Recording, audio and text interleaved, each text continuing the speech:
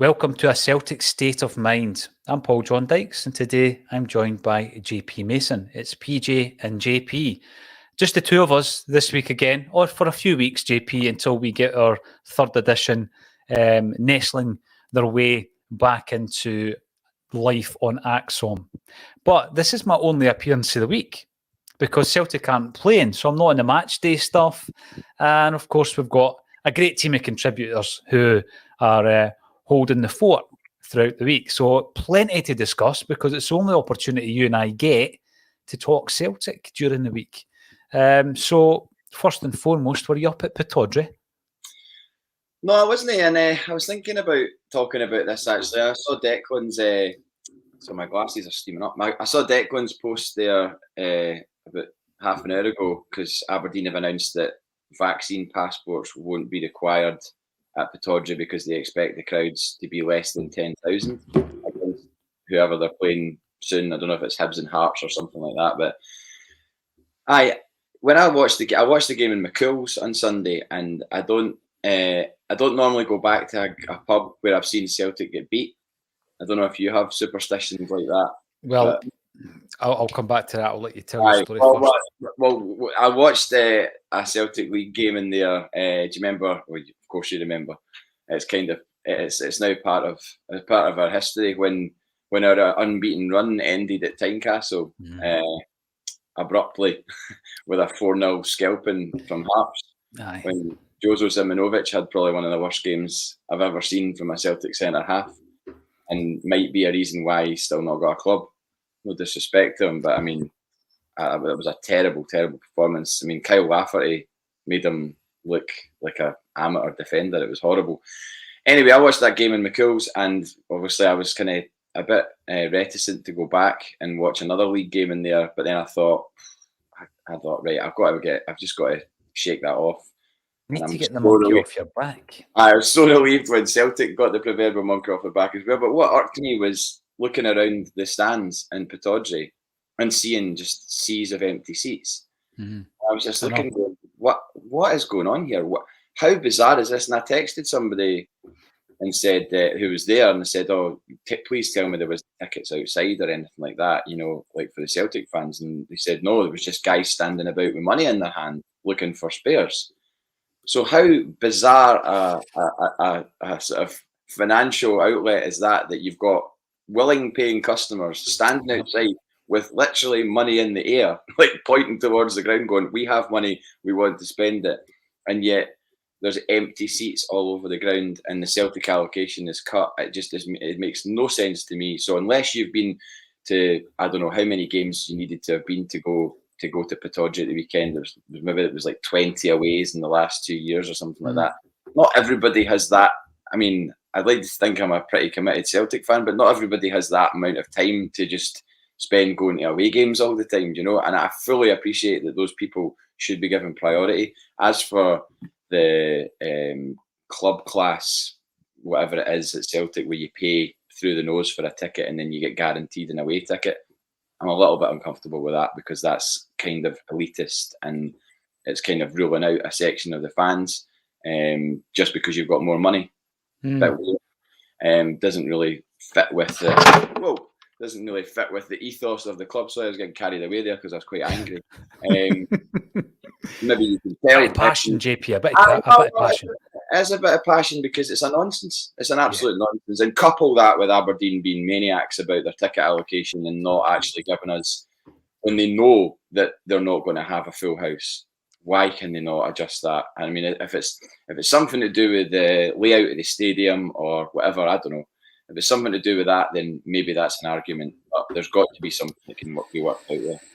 Listen, I think you brought up some tremendous points to start off, to kickstart our discussion, because the strapline is all around ticket allocation when Rangers come calling to Celtic Park in the new year. So it all fits in. But there's a few things that you said I'm going to pick up on there, JP. The first one is Jozo Simunovic, because I did read somewhere the other week there when I was randomly checking out if he ever did find another club. And according to Transfer Market, he's still without a club. And he's been without a club now for well over a year, July the 1st, 2020. This is a player who, Celtic almost sold to Torino, remember? And he failed a medical, yeah? Mhm. And he's obviously, he's got issues physically that is preventing him from passing medicals. I mean, there have been players in the past, famously John Hartson failed a medical at Celtic, failed a medical at Rangers, yet Martin O'Neill still signed him. So, it looks as though that's fallen him about. And I think that there was certain periods, that game at Tynecastle withstanding, where I looked at him and thought he was just, exactly what we needed in terms of a centre-half. I mean, when we're looking at the centre-halves we've got at the moment, and I'm pretty sure this will come up in our conversation, we don't have the style of player. I'm not going to say, we shouldn't have let him go, but we don't have the style of player, I don't think, of a Simunovic in the team right now. I remember he really did impress when he played against us in Europe for Dynamo Zagreb.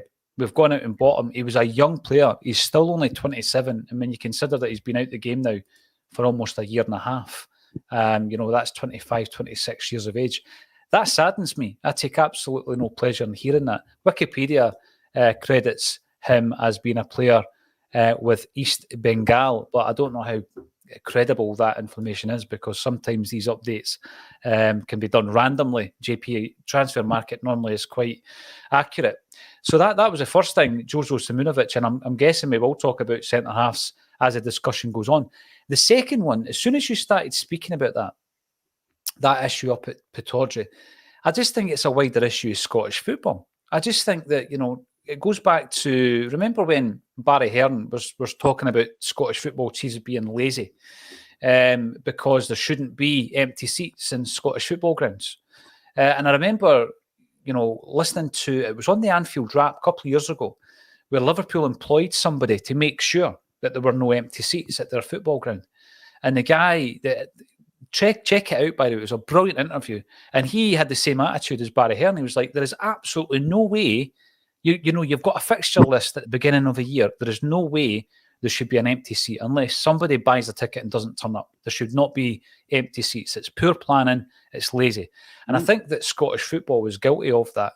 I remember a game, and it would have been one of the few games that Morten Rasmussen played for Celtic. And he didn't start, I don't think, but for a spell, he partnered Robbie Keane up front against Dunfermline at East End Park. And Dunfermline, and I'm not having a dig just because it's the Pars, they couldn't manage the amount of Celtic fans that were in the stadium, to the point where they sold seats, JP, that were actually allocated for cameras, for the actual TV cameras. So there was, stanchions, and it might have taken like half a dozen seats up, just the way that it was positioned, and it was all taped off. But the Pars had still sold the seats. So you had Celtic fans standing up beside the burger joint at the back of the stand. It was just a shambles. And I remember the Partick Thistle game. Again, I think Rasmussen played that day as well. It was the return of Izagiri after his broken leg. It was a friendly at Firhill. The Green Brigade were there and everything. The place was absolutely mobbed. And they ran out of pies after 20 minutes. So even when you give them an opportunity, JP, to make money, they don't know how to do it.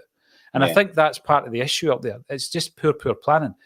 A lot of fans of opposition clubs, and I hear a lot of views from opposition fans on the state of Scottish football, which goes out every night at 6 o'clock on our channel. And it's interesting because you see how other Scottish football fans view Celtic and view us as football fans, JP. It's actually really insightful, but in a good way, because the contributors are very balanced. And when I look at some of these clubs like Kilmarnock, resisted for a long time and given Celtic 3 stands, for example, even though we could, sell double or treble the tickets that we were selling previously. They didn't do that for many years, therefore refusing to make money. It's a bizarre situation, but it's Scottish football over the back. And I think that there's a few discussion points coming out. Your very first point that you made there, the first one is Celtic centre-halves. The other one is the lack of foresight in Scottish football, and indeed the lack of foresight at Celtic. That will lead us on to the CEO scenario, because Roger Mitchell has been talking quite candidly and openly about the CEO position, because a few Celtic blogs have recommended that maybe he should be the guy to take the reins at Celtic. So we'll talk about that as well. But what we often do, JP, is we talk about the jersey that you've got hanging up on your bookshelf. And also, I noticed that there's another Tim just over your left shoulder, and it's Tim Burgess. Yeah. There he is, the lead singer of the Charlatans. And just before we came on, I mentioned that I went through a period, probably about 3 or 4, I would say 4 albums of the Charlatans, where I was absolutely obsessed with the band. And I probably have seen the Charlatans live more than any other band. Just through that 4 years, I just basically seen them whenever it was possible. But there's a reason that's up there on your shelf, and I've seen some pictures. He was at King Tut's over the last week. It was on Monday night. Yeah, it was quite surreal because the gig was supposed to be last year, and I remember, when everything happened last year and all the gigs sort of just disappeared in an instant. I remember thinking when that gig got, at the time, I don't know if it got cancelled or if it got postponed or if there was another date, but sometimes with these small gigs you just think, oh well, that'll just never happen now, and I'll never get to see, I'll never be repping that show and looking after them. But I was so relieved when there was a new date put in, and then lo and behold, the date actually happened on Monday night, and I opened the back door and there was Tim Burgess and his band, and it was great because I've been a fan since I was probably 15, 16. Seen the Charlatans a couple of times live, not as many times as you.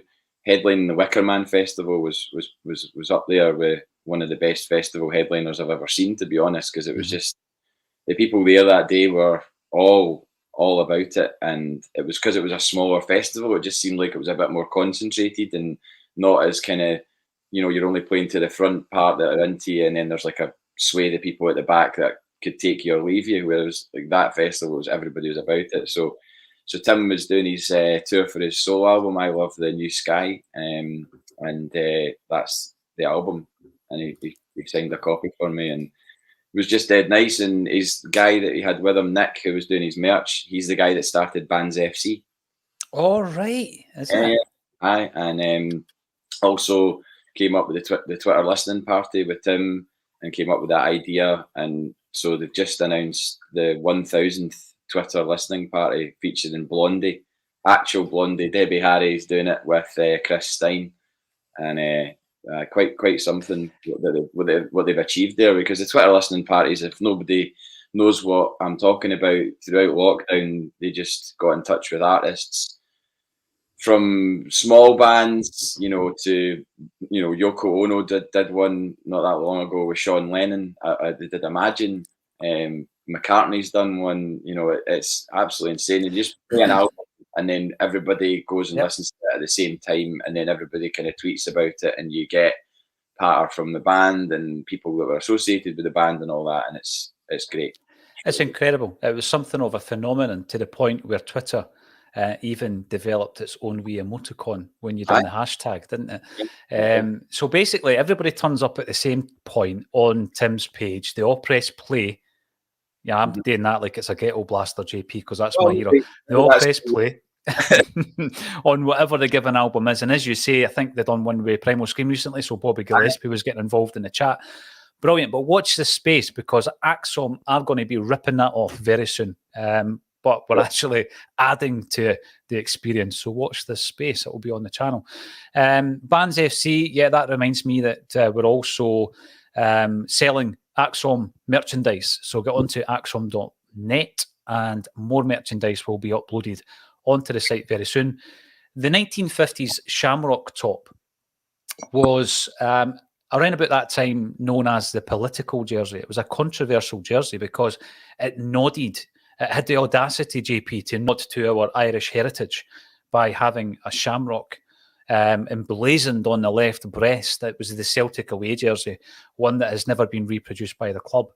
A few companies out there, notably Toffs, did do a remake, but being a jersey aficionado, I was never happy with it, particularly the crest. So Acsom have actually done our own version, and we're not breaching any copyright laws because there's no trademarked crests or names on it. And it's an absolute cracker. So I haven't yet launched that, but that's going to be available on acsom.net. And if you buy merch and you support the channel in that way, and we get sponsorship, etc., it allows us to create even more content. JP, that's what it's all about. Over your right shoulder, but on the left-hand side of the screen, is also a Scotland jersey. It's International Week, so it's always a slow news week when it comes to club football, but we continue to come out at 12:30, and we thank everybody for coming out and getting involved in the chat, and I'll be bringing up as many comments as possible. What's your view on the international breaks? JP, are you like me, just choking for Celtic to come back? Aye, a wee bit, especially when I couldn't get a ticket for the weekend. To be fair, it would have been a very, very early start on Sunday morning, having got in from King Tut's at about 2 a.m. on Saturday, because I worked a band, very good band called the Joy Hotel. Where are they from? They're a collaborative band from Glasgow. Very kind of Morgan from the band described them as psychedelic country indie rock. I think that's what she said. But they're just a bunch of musicians who've all been in different bands, and they played on Saturday night, sold out King Tut's, and it was a really good show. Kind of Pink Floyd at some times. I mean, that's a bit of a lofty comparison, but they were really good. So if I'd managed to get a ticket, I would have been operating on about 3 or 4 hours sleep. So, but yeah, I'm after you've missed a game at the weekend, you're just. I mean, if we'd been beat or drawn, then it would be even worse. But the fact that we won makes you buoyant going into this break, because you're not coming off the back of defeat, and you've not got 2 weeks to sort of stew over having lost a game. The international games, I'll watch the Scotland games when I can. That strip actually is, I bought that from. Do you remember in some of the sort of centres in the 90s, you used to always get a football strip shop, like in Falkirk, it was the inn shops, and they had at the back of the inn shops, it was like a wee football strip shop. I spent a fortune in there. Got many. They would normally sell the previous season's strip the season after, so you would get it sort of reduced. And I was in the Forge one a few years ago now, and they had that, and that's actually the player issue strip. So it's the one that like fits tighter to the body. It's made of like a different material. Somebody once told me, and I don't know how true this is that they make them like that tighter so that people can't grab your shirt, like as easy, and to pull you back. That might be absolute nonsense. I don't know, but that's that strip anyway. I got it. I think I paid about 60 quid for it, and I think it was worth about 120 or 130 or something like that. I'm all for technology with clothing, but they are very unforgiving, these modern new age football tops, JP. Back in the 90s with the bagginess, it was like the fashions of the time filtered into football. I mean, you see some pictures of Jackie McNamara or Brian McLaughlin, and they're wearing these tents, they're about that wide. Unbelievable. Imagine the sponsor are almost like they're naval, because they're just too bad. Totally. The international break. I mean, the only thing I really want to come out of this international break, other than a Scotland victory, is no injuries to Celtic players, because absolutely we just can't. We're at a stage in the game where critical. We can't afford anything. Especially, I mean, if you're an international player, the chances are you're an important player, and therefore, every one of our players that are going away on international duty are crucial to what we're doing and what we're trying to do. So, yeah, don't want that. There's a few that we'll talk about, actually, during this discussion. We're still on the subject of Aberdeen last week. It is relevant because, obviously, we won't be playing another game until Motherwell away. However, looking at that game in isolation, JP, and the aftermath of that, and Ange Postecoglou, it was reminiscent of previous victories, important victories up at Pittodrie, where the manager and the players have gone up to obviously thank the travelling Celtic support for their support. I mean, this is a day when we went away. It was just relentless. And Ange had his own celebration, which was quite a tense celebration. It was quite intense. Not quite like Ronnie with the Ronnie Roar. I'm not sure what the Ange Postecoglou celebration is going to be, but he's pumping the old crest. He's giving it all that. There was kind of shades of various turning points in the past. And, as football fans looking at every nuance of Celtic, JP, are clutching on to the hope that this might be a turning point. did you see enough? Because I'll tell you what, it wasn't a vintage performance by Celtic, but we ground out a result. We got the result. And at this moment in time, that's all that matters. You know, the entertaining football is great, but it's an extra. As far as I'm concerned, if you want to win trophies, you want to win this league, you've got to get the results in the bag. And that's exactly what we did. Some people have said we won ugly and all these other football cliches, and we'll talk about it. But what was your thoughts overall? I mean, quite an uninspiring second half, but we had enough quality to nick the win. Yeah, I mean, it was obviously frustrating to watch because you're well aware of what Aberdeen were up to before that game, and everybody's going in thinking, right, we cannot drop points against this team today because, you know, you're pointing to all the other teams that have, I mean, St Mirren had just beat them 3-2, you know, so you're immediately thinking we have to come out of here with 3 points by hook or by crook. And when Lewis Ferguson scored that goal, which was, I mean, yeah, I think probably Joe Hart should have been on it, but it was just one of those ones where it kind of took a really awkward, it came off his shoulder, looked over, Montgomery, obviously being the height he was, couldn't get to it, and then it just dropped into the net. But when that goal went in, I was just thinking, I don't care how we get 3 points from this. We have to score a goal. It doesn't. But fortunately, it was from a bit of quality and not like luck or anything. It was a well-crafted goal, and as other people, you know, Declan and a few others have alluded to, that it was desire that got the goal in the end, because you've got Montgomery pushing into the box to make the cross, and then you've got Jota going in and sort of showing a bit of tenacity to get to it and finish it. You know, it wasn't I mean, some of the goals he could have scored in the last few weeks would have been goal of the season. That's not the goal of the season, but it could turn out to be an important one in the sense that we needed that away win so badly. And, you know, for anybody to, you know, slag us off or slag Postecoglou off, as I've seen online, there's been snidey tweets about, you know, celebrating being sixth or whatever. It's like, what, was he not allowed to celebrate a victory now? Is he just supposed to go back into his dressing room and just sort of go, you know, well done, lads? You know, I mean, I think given the pressure that he's been under of late and drawing with Dundee United and losing at Livingston, to experience an away victory for the first time as Celtic manager, I have no issue with him celebrating, and I don't think it was over celebrating either. I mean, God, I remember being up at Pittodrie once where Martin O'Neill took the players into the dressing room and then came back out with them after, I don't know, 5-10 minutes, because we'd been kept in, as we usually are, and the Celtic fans were still, I think we were singing, "We're going to win the league, we're going to win," and it just went on for about 15 minutes, and the players all came back out and were just standing, looking, going, "It's amazing." So I don't have a problem with celebrating victories. No, because you're not celebrating being sixth in the league. You're celebrating a hard-won victory up at Pittodrie, our first away win since the 14th of February last year. And let's be honest, JP, we don't have to justify ourselves to a lot of the people who are sniping aren't Celtic fans. It's one of these things where you've got to keep your own house in order. That was an important win for Celtic. It was an important win for Ange Postecoglou, and we're entitled to celebrate it for a week and a half whilst there's no club football. But I mean, when some of the names you mentioned there, talking about crafting the opening for the winner, Jota.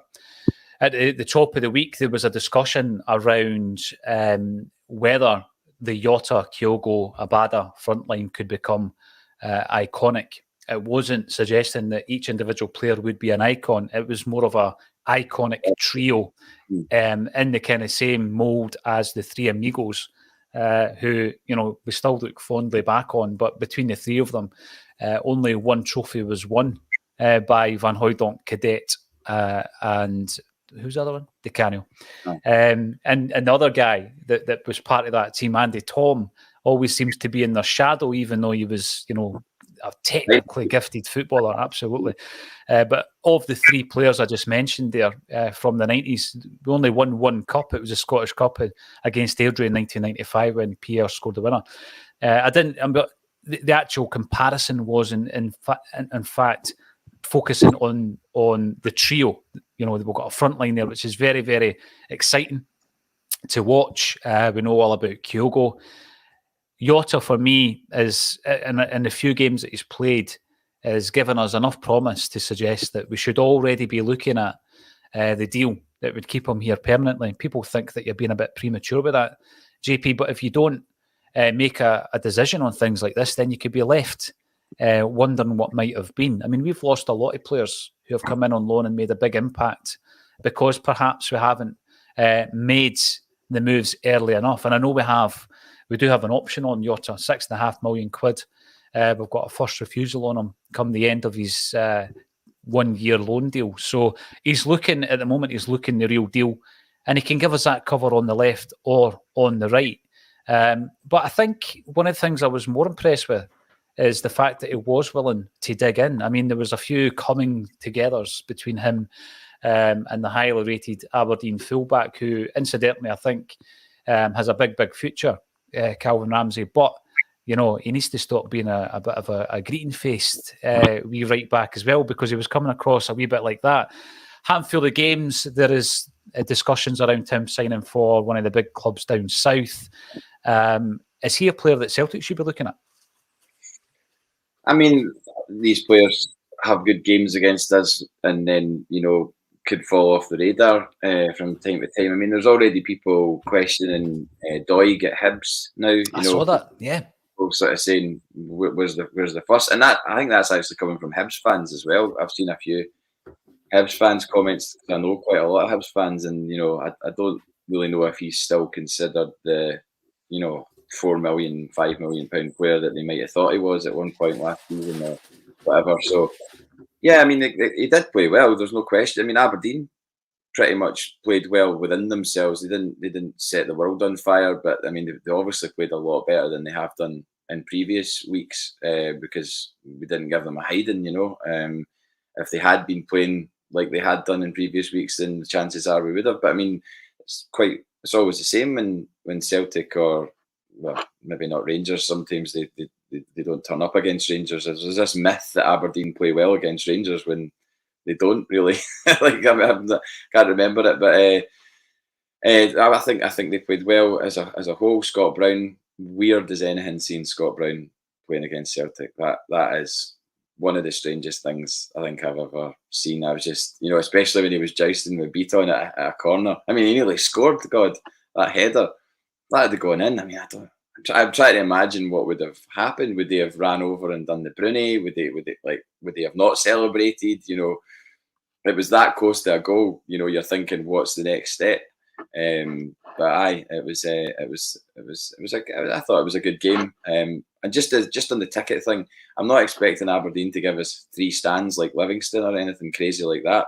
But surely there's got to be a happy medium for the next time we go up there, because I mean, I've not been up there for about 4 years. The last time I was there was the Tierney goal when he ran the length of the stadium to celebrate. And a mixture of that has been away or whatever, but then there's also been times I've been here and just you can't get a ticket because of this allocation thing. So hopefully it can be worked out. And I guess that goes towards the headline today about Rangers and what we do with that. What's your thoughts on that? Well, let's have a wee chat about it, because as I've said, I just think that there's so much in terms of passion, and there's such a fan base for Scottish football, JP, that it's completely mismanaged by most clubs, let's be honest. I mean, I used to keep tabs on a Twitter follower who would give you the European figures in terms of population and fan base and percentage of which, and Scottish football was always really, really high in that table, you know, when you look at, you know, the actual population of the country. So it's one of these things that instead of embracing, I think that football clubs are out of touch, and that's across the board. And Celtic, in many, many ways, are part of that issue. We find ourselves now, after the announcement that the red zones are going to be removed and away fans will be allowed back into stadiums as normal, we've got to question what is the normal now between Celtic and Rangers when it comes to the fixture. So the next game will be Celtic versus Rangers on the 2nd of January at Celtic Park. And I'm looking at that thinking, well, obviously Rangers did what they did last time round at Ibrox, whereby we were promised this reduced allocation, which I think must be the minimum JP, because the rules state that the away club should be given, under normal circumstances, a reasonable amount of tickets.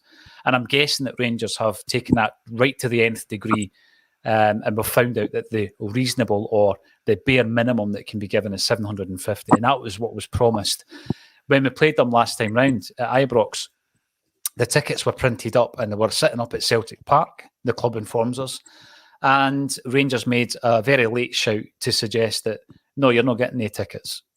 So obviously it was a full house at Ibrox, and it was all Rangers fans who were in attendance. It's not the first time Celtic fans have been locked out at Ibrox, JP. Those of a certain vintage will remember back in the 90s when it was the same scenario. So there was quite a lot of things around that I thought were good discussion points. The first one was, it was a fantastic opportunity, JP, for Dominic Mackay, because this is going to feed into the CEO discussion we're going to have.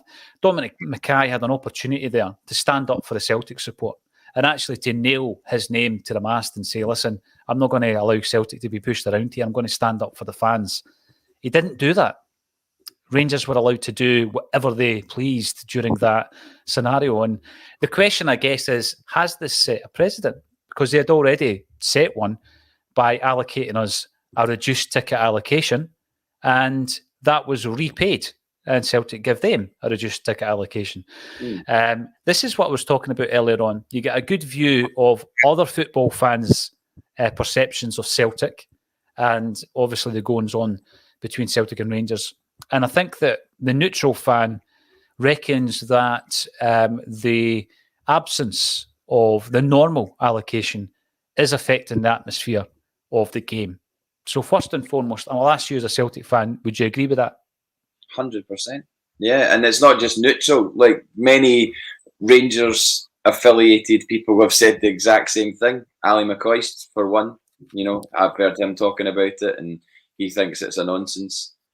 I'm pretty sure Barry Ferguson's on record as saying it as well. Not that I normally listen to what these guys say, but I mean, they're talking about something that involves me, essentially, because I would be there as a fan of Celtic and have been there as a fan of Celtic. I've not been able to get a ticket for Ibrox since, out with COVID. I've not been able to get a ticket for Ibrox since Eddie's 3-2 10-men game, because that's after that they cut the allocation, and you're then into the sort of top points scorers, your Paul the Tims, your whoever else, guys that have been going week in, week out for years, not missing games.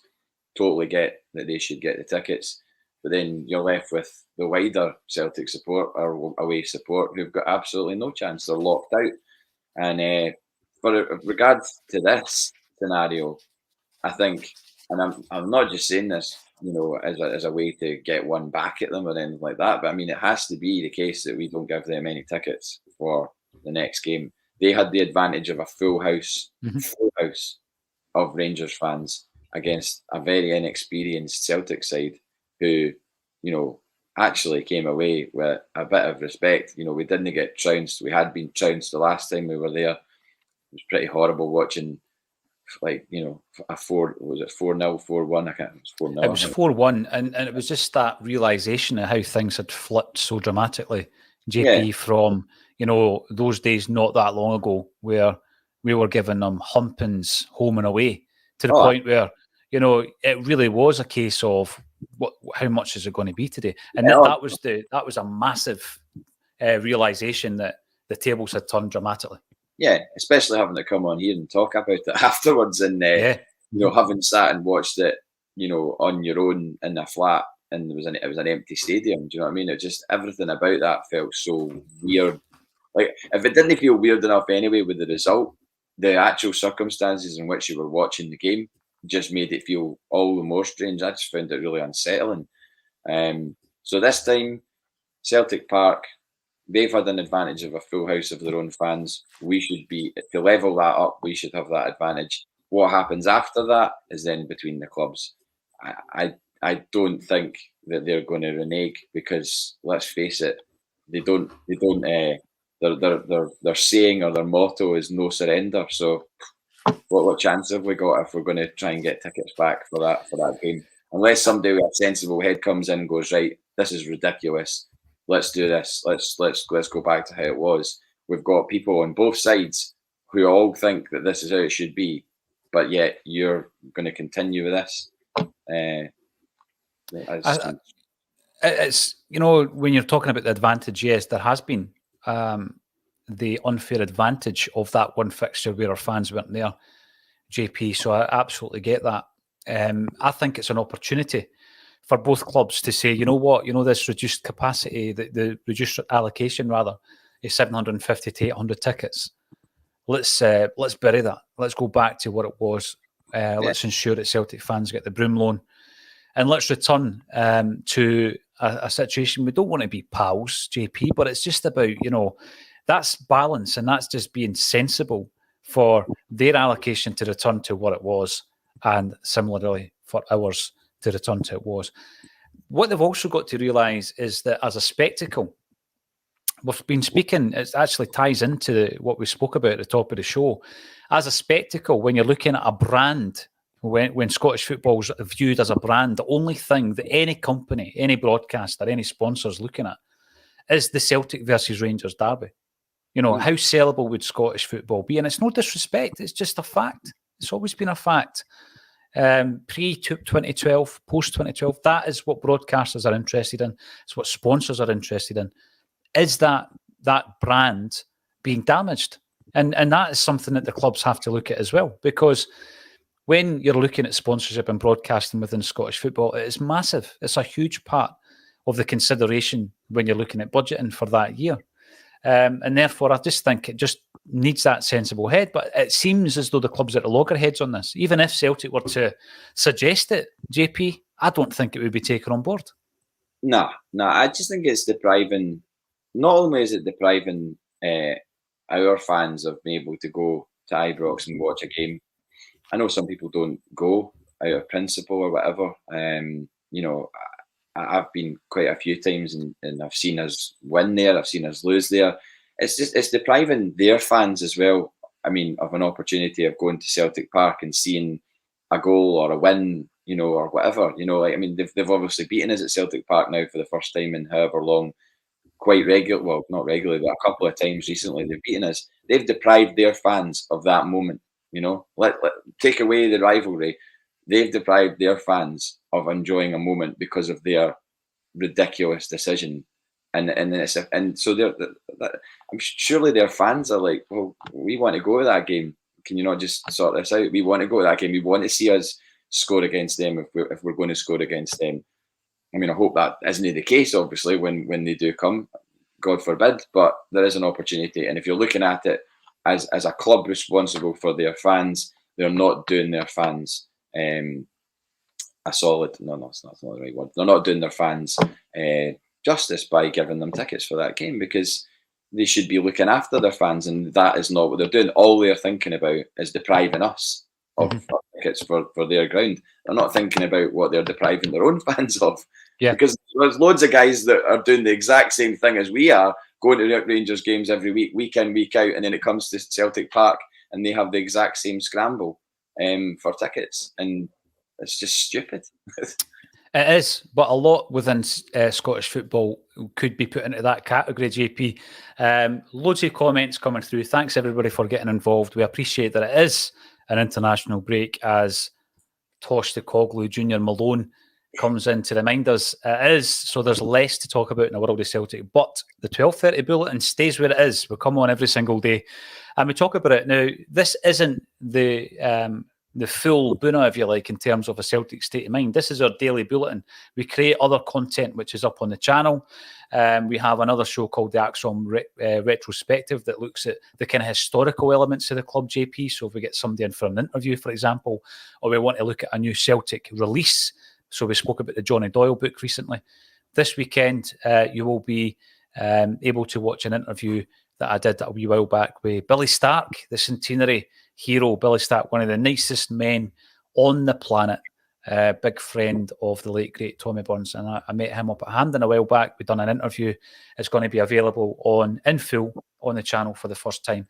And Kevin Graham's Scream of Celica is back. We recorded the rebooted version of that show, fully filmed, fully produced by our wizard in the studio, Kelvin, and that's going to be coming out very soon as well. He's mixing it up a bit. He's going to be speaking to Johnny Proctor, who's an author, and Johnny wrote a trilogy of books which covers 1990, 1996, and the noughties, and so they delve into those eras, JP. The only thing that's a wee bit different is Johnny's a Dundee United fan, so they talk about memories of those eras between Celtic and Dundee United. You cannot miss it. It's tremendous. So that's coming on the channel as well.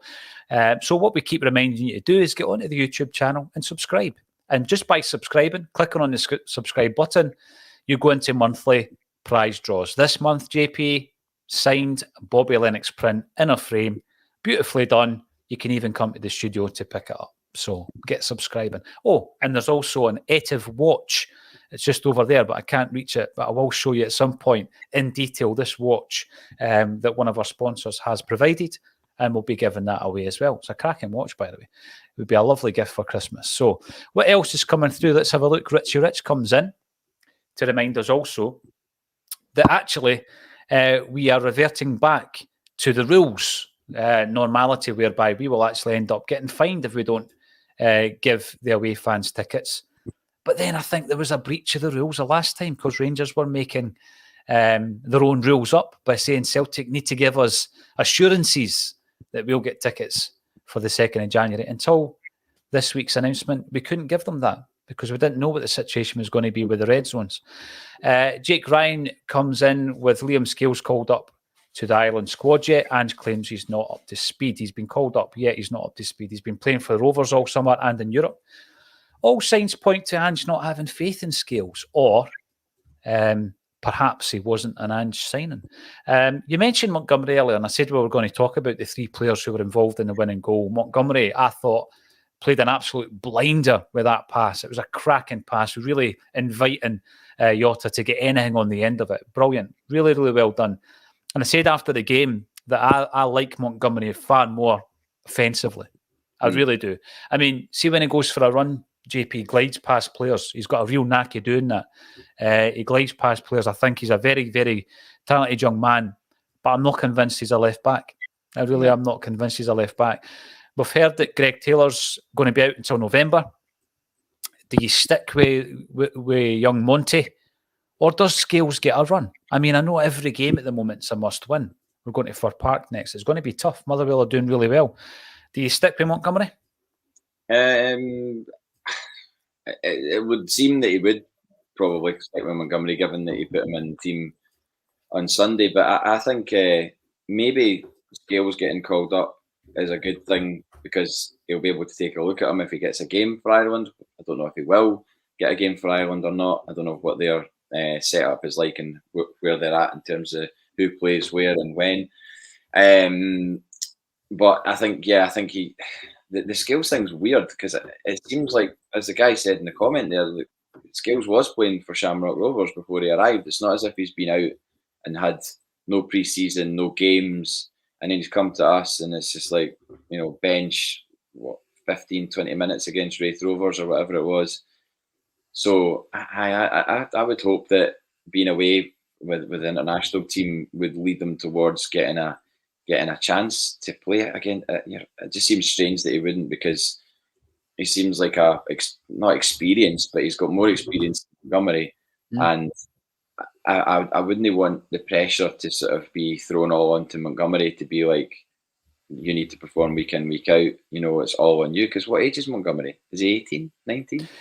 I was going to say 19. I'll double check while you're talking there, but I just think there was a comment made by Ange Postecoglou where he was talking about Ralston and he says, he can't play 50, 60 games a season. I think, we've got to be very careful with Adam Montgomery. He's only 19. It's only 19. We really need to be careful of that as well. Yeah, give him enough game time, JP, but make sure we're not going to burn him out. I liked Scales' physicality. I know we only saw him for 15, 20 minutes against Wraith Rovers. I just liked his physicality. He was confident on the ball. I'd like him to get the next challenge in a Celtic jersey, because I know that we were playing a championship club that night, and I'd like to see him, ideally introduced at a game at home where maybe we're a goal or two up and we can bring him in and edge him in like that, because I do have concerns about the step up. There is a step up. I know he's been playing European football, but I do feel it's a wee bit strange we've not seen more of him. There's a few comments coming through saying that we are being infiltrated on the comment section by fans of another club. Now, a lot of people don't actually think I'm in the studio with anybody and I've got an imaginary friend, but I'm going to turn over to my right here and ask Kelvin if he can switch on subscriber commenting only, because that's what we do. Unfortunately, we can't stick it on as a default setting, so every single time we need to remember to do that. And Kelvin does exist, and he has just switched it on. So we shouldn't get any more comments of that ilk. And the final man who was involved in that move, JP, Tommy Rogic. Now, we spent a fair bit of time leading up to the game talking about how I certainly don't feel that Rogic and Turnbull can be utilised as starters in the same team. I think we've only got room for one of those guys, one of those number 10s, if you like. I don't think Turnbull's a number 8 beside Callum McGregor.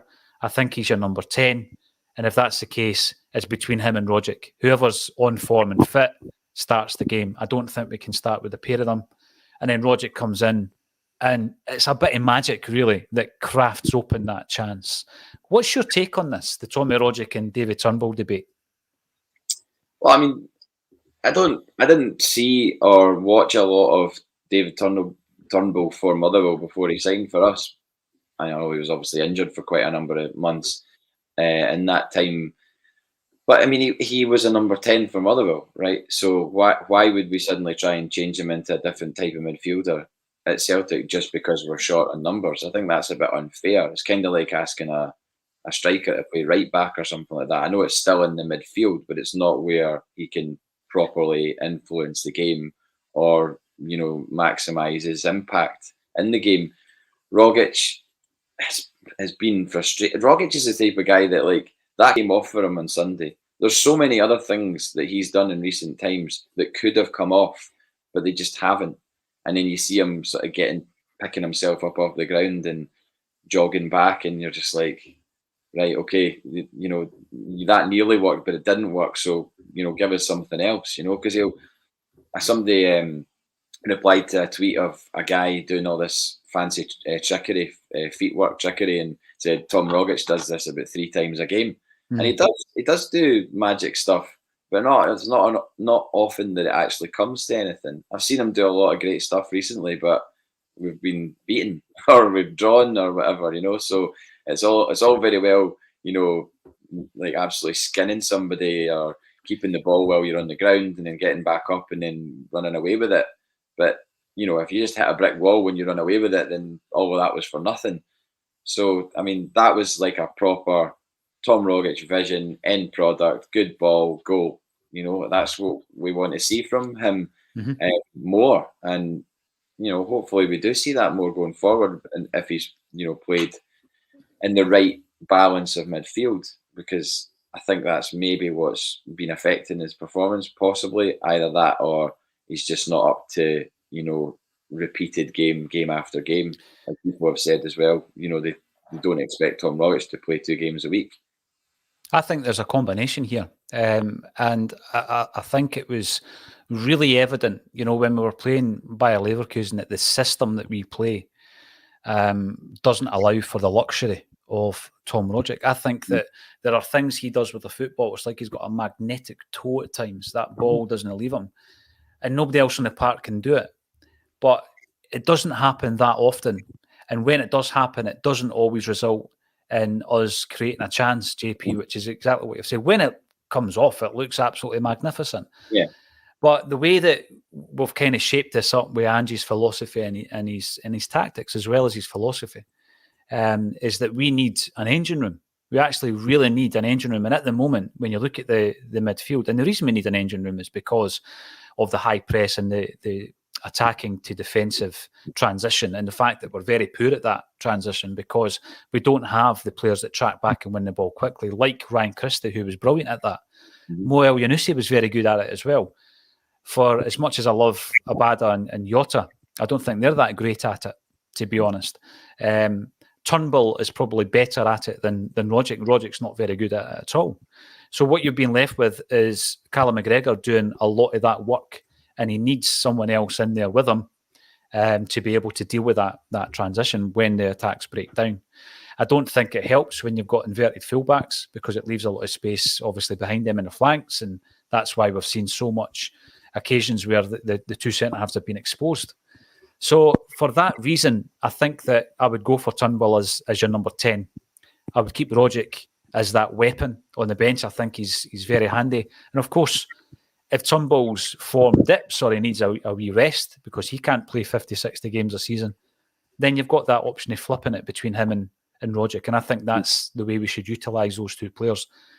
McGregor needs somebody partnering him as someone who I think is going to be a wee bit more of a deep-sitting midfielder, the defensive qualities of which would need to be impressive. And I think that McCarthy was probably bought as that player, but he's not been quite fit enough to be playing the game, starting 2 games a week. And he's not impressed really that much, to be honest with you. I think Dundee United was disappointing for other reasons because he got injured. But he, for me, would be the first pick when fit. But what we did is we brought in Near Beaton, and he played that number 6 role. And I thought he was pretty effective. Like you said earlier, it was strange to see him coming up against Bruni. He should have scored a header himself. Beaton, he should have burst the net with that. But I think he played okay. He played fairly well in that position.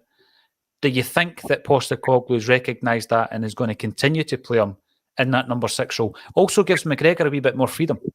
Well, I was led to believe that Ange Postecoglou liked Beaton early on as a centre back, which obviously we're all glad that experiment is over, because he's not a centre back. There's no way you can tell me that you can chuck as many stats at me as you like, but there's no way that Near Beaton's a centre half. I have no issue with Near Beaton playing centre midfield. I was actually quite glad to see him come in, because he's definitely a better option than Sorrow. I think, he's more experienced, he's more calm in the ball. Certainly don't think he's the answer going forward. And I don't think he's going to, well, as I'm saying this now, I don't think he's going to suddenly rack up. If you consider the amount of appearances he's made over his 8 years at Celtic, it would be a wee bit mad or weird if he suddenly, played like 30 or 40 games this season, having never done it before. But for now, absolutely happy for him to come in and do a job. That is ultimately why we're paying him thousands of pounds a week. Let's not forget that. It's not like he's there as like as a tourist or anything like that. He's a paid member of the squad, and it's probably about time that he earned some of that. Because no, you're right. He's not a water carrier, is he? I mean, he's one of the highest earners due to the fact that he's been here for 8 years now, just over 8 years. And when you look at the performances that he's had this season, it's been a mixed bag. I think that the Midtjylland thing left a bad taste in many Celtic fans' mouths due to the fact that he let us down that night. Simple as that. And that was during a game where we needed our experienced players to do anything but that. He's made 241 appearances for Celtic over an 8-year period. Now, that's starts and substitute appearances, JP. That's an average of 30 a year. So, like you say, you're not expecting him to all of a sudden start 40 or 50 games when he's accumulated and amassed 30 appearances a year. And quite a lot of them were substitute appearances as well. There's a few other areas of the park that I'm sure will become discussion points in the weeks to come.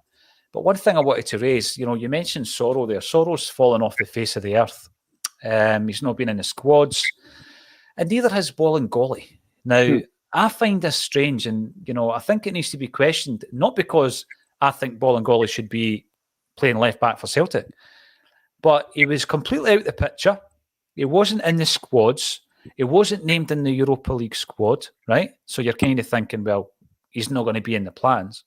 All of a sudden, he jumps from what would have been, fourth choice left back to first choice left back against Livingston. And then back to fourth choice left back. I find that a little bizarre, JP. Can you think of the reasoning behind that? Absolutely not. No, I really, really don't get it. It was almost as if was that just him giving him a chance? Had they been speaking to the manager and saying, "Look, give me a chance"? I'll show you what I can do or whatever. Who knows?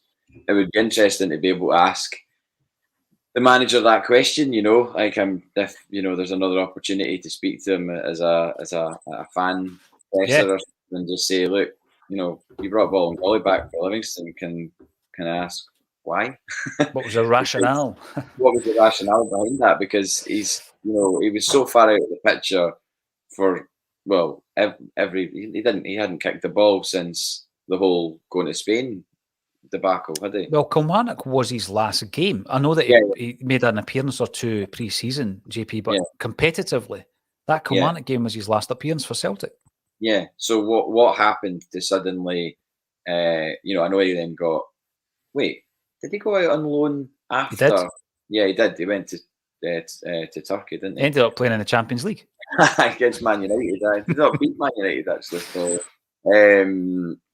so I don't understand the Bolingoli thing at all. It seems so strange that he would be that far out of the picture and then not just brought back in to be on the bench, brought back in to start what was and is, a vital. Every league game is vital. Difficult fixture.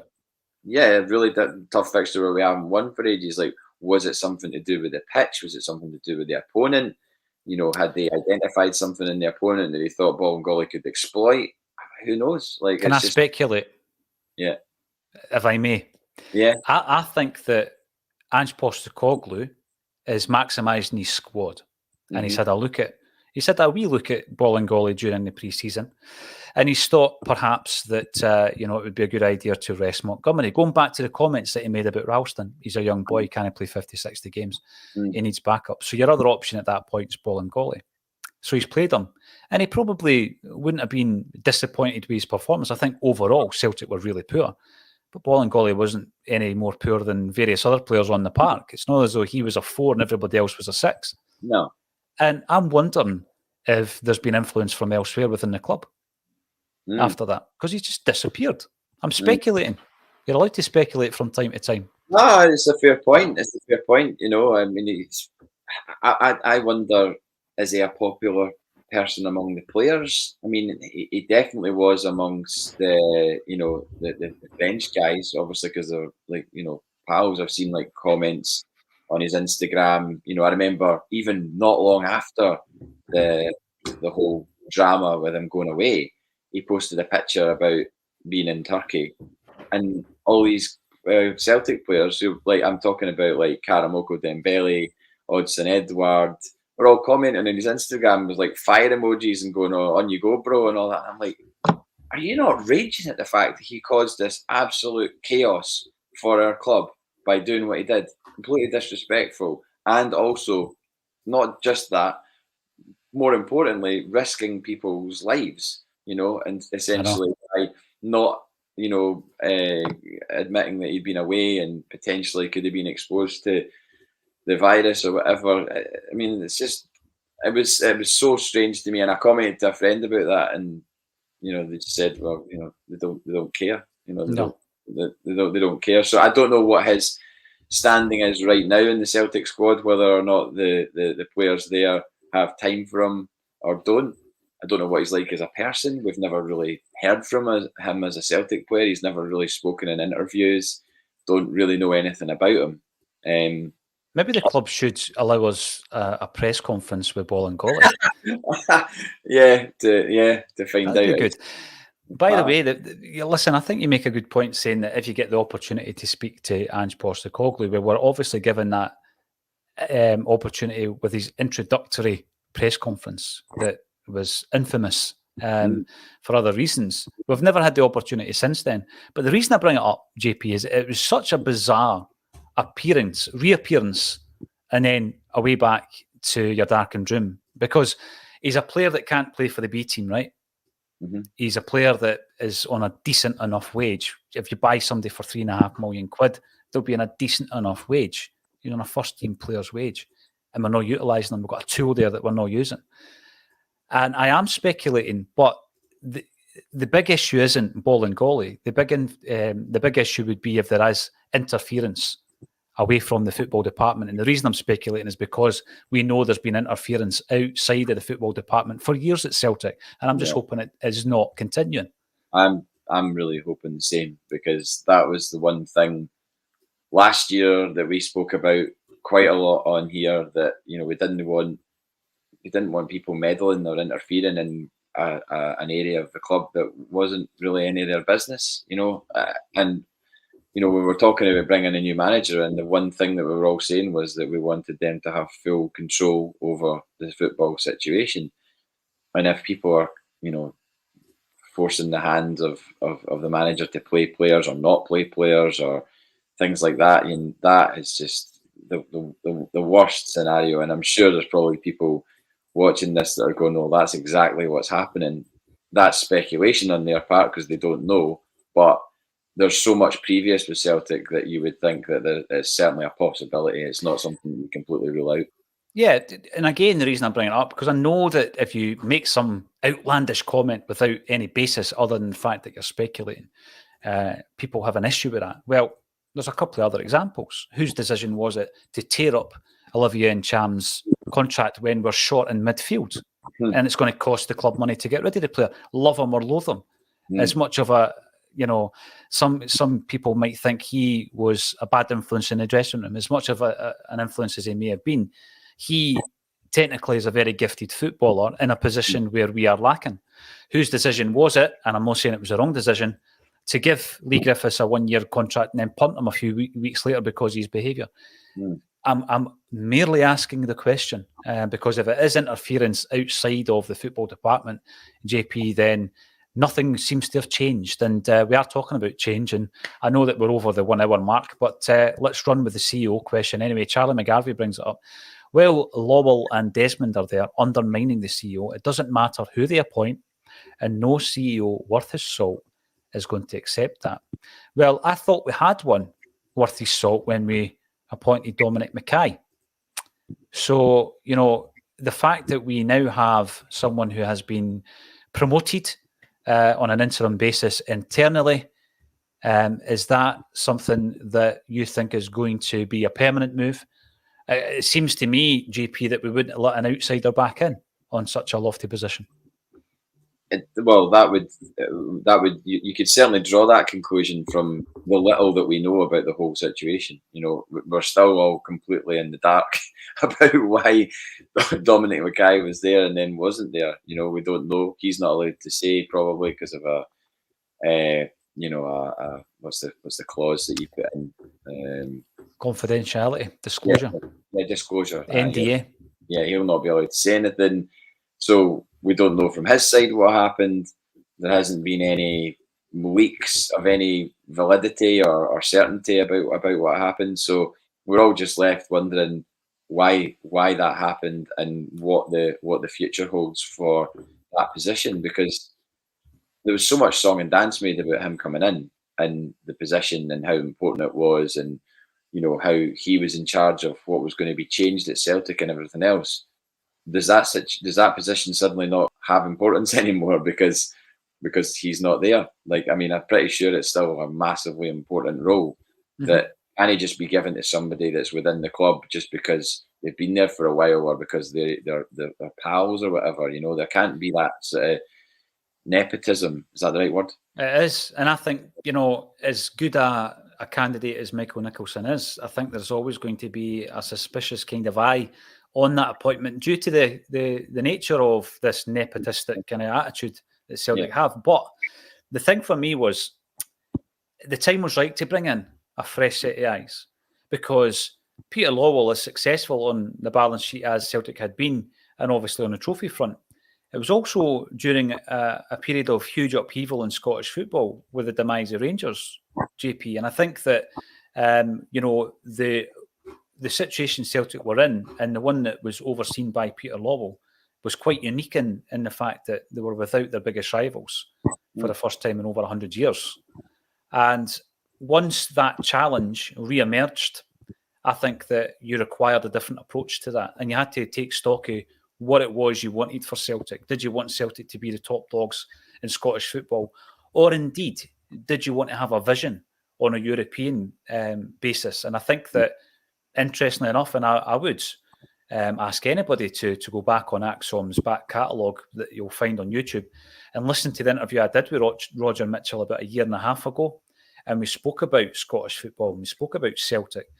And I think that certainly what he says is something more in keeping with what I want for Celtic in terms of a vision on a European level, JP. I never hear Celtic Football Club speaking like that. What you see year on year is a statement that comes out when we obviously file the accounts and you get the lovely package coming through your door if you're a shareholder. And the statement this year was talking about something of an achievement coming second in Scottish football. It was talking about Celtic's strategy as being bringing in players, developing them and then making money off them. I never saw anything on there in terms of being a European superpower. We don't even make a whimper in Europe. And I just think that if someone comes in to try and restructure the club and has a modern view of what football is and what Celtic can achieve on a worldwide level, then it would be far clearer than it has been for the last 20 years. I think they'll be leaving. I don't think they're going to do anything on that front until the end of the season. I think they're going to just try and ride it out like they tried to ride out the Neil Lennon situation last season. I think they're going to try and ride this out and basically close their eyes and hope for the best. And that is a horrendous strategy to have, but I don't really know. I can't offer an alternative, but then I'm not on a highly paid salary to make those decisions. They are. And, time will tell what the right one is and what the wrong one is. I read a good article around the success of Park when he was bringing in players, and obviously Celtic were making a huge profit on many of them, not all of them. And I think that year ended with the departure of Ryan Christie, who was the kind of last from that stock. JP, and you've got to look at, right, what is our strategy in terms of recruitment? It's all fine and well saying we buy young and sell at a profit. But that became fewer and further between, the more players we were bringing in. In the last couple of years, the recruitment policy has been shambolic at best. I think this season we've seen a wee bit more quality coming in. But, that's part of the overview. That's part of the structure and the modernisation that we were hearing from Don Mackay. He's no longer at the club. The club have been silent on where we're going from here. They don't tell season ticket holders like you and me, or shareholders like many of our listeners, what the plan is. You get your annual statement coming out in a nice glossy document to say one of our achievements this year was finishing second. And it's not good enough. And we need a different approach. And it's lazy. I think it really is complacent because Celtic are such a huge brand on a worldwide basis. But even though we keep hearing that, I don't think we capitalise on that either. We don't go to Ireland and engage with our fans in Ireland anywhere near enough. We don't engage with our fans in Australia, America, and elsewhere in the world. We just don't do it as a football club. And we should do it a lot better. But we could probably do several podcasts and broadcasts on that subject, JP. I've ran over a wee bit and I must apologise. One thing I didn't ask you, though, is we're talking about the charlatans earlier on. Another good Tim on your bookshelf there is Tim Burgess. What is your favourite Charlatans album? Us and Us Only, 100%. Oh, brilliant, yeah. My Beautiful Friend. Yeah, Forever. Impossible, all those. Because I got it just before I went to live in Nice for uni. And while I was in Nice, this is pre-Spotify, obviously, all I had was the mini discs that I had. So I had like 10 or 15 mini discs. And then it was either that or French radio. And French radio was actually quite enjoyable for a laugh, some of the madness that they played. But mini discs is what I had, and Us and Us Only was one of those. So I told Tim Burgess this other night, actually. I said, that album immediately takes me back to that time. Every time I hear it and every time I hear a song from it, I just think of living in probably one of the most beautiful places I'll ever live. I mean, I look outside the window and I see grey skies. I bet you in the south of France right now, it's the polar opposite of this. I bet. Even in October, so... Mr. Nice. I think that was the last great Charlatans album. The one after that was at Wonderland. It came after that, quite liked it. And then they went through a period of quite a few that I just didn't think hit the mark. I lost a bit of interest at that point. But my favourite is the eponymous album, The Charlatans, which I think came out in 94, 95. Yeah, That's a great album. Yeah, that's a great album as well. I mean, I've been revisiting them recently, obviously, because of this gig coming up. He only played one Charlatan song. He played the only one I know at the end. Was that a different version? You know, he's got. There was a different arrangement in his band, Yeah. but it was still amazing. Like, I mean, the whole place went mental, and he did that song "Oh My Corazon," which I don't know if you know that. It was a solo effort from a few years ago, which is a dynamite song as well. So he did that, and Charlatans are playing 18th of December at the Academy. That's sold out, but they're playing the 21st of December at the it's now called the O2 Academy, Edinburgh, and there's still tickets for that. So interesting. You know, let us indulge each other in our love of music, please. Those who are tuning in for the Celtic chat, we are talking about a Tim, so that's fine, and it's Tim Burgess. But yeah, please. Tim's. Oh my God! Like, let me get. Oh, you know, that's not been outlawed yet, has it? Well, who knows? I don't find that offensive to be called a Tim. So yeah, thanks everybody for getting involved. Make sure you subscribe on a YouTube channel. You need to subscribe to comment. If you just subscribe to make snidey comments and you don't even support Celtic, then you will be blocked. But the vast majority of you are here for the Celtic and the Tim Burgess chat, so that's tremendous.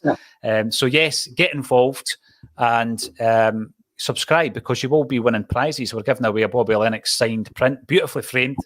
Got framers through here in the Lothians that we use, beautifully framed. We've got a signed Danny McGrain jersey. It's the Love Street one, the lime green one. That's framed. That's going to be a prize coming up. A signed Bertie Auld jersey as well, the great wee man Bertie.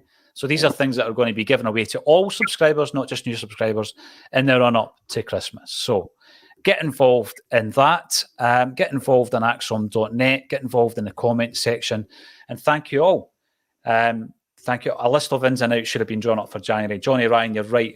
I think that Bolingoli, Ayeti and Barkas must leave the building in January. And I think the accumulation of the wages and any transfer fees that you can get for those three players have to be reinvested in the squad because we are lacking in various departments. It's been an absolute pleasure once again to speak to JP Mason. Thank you all for joining me on A Celtic State of Mind.